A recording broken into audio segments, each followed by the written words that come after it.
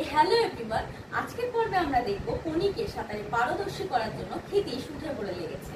আর সেই মতোই একটা তার ডেইলি রুটিন সেট করা হয়েছে। প্রথমে সে ক্লাব থেকে আসে ক্ষিতীশদের বাড়ি এবং সেখানে জল খাবার সেরে সে চলে যায় প্রজাপতি অর্থাৎ লীলাবতীর কাপড়ের দোকান। সেখানে গিয়ে সে জল তোলে, ঘর মোছে, ফরমাস খাটে এবং সেখান থেকে ফিরে এসে ক্ষিতীশদের বাড়িতে সে খাবার দাবার সেরে 2 ঘন্টার জন্য ঘুমিয়ে নেয় এবং 15 মিনিট ব্যায়াম করে সে পুনরায় চলে যায় সাঁতার কাটতে। সাঁতার সেরে সে পুনরায় চলে আসে ক্ষিতীশদের বাড়িতে এবং খাবার দাবার সেরে সে রাতে চলে যায় ঘুমানোর জন্য নিজের বাড়িতে।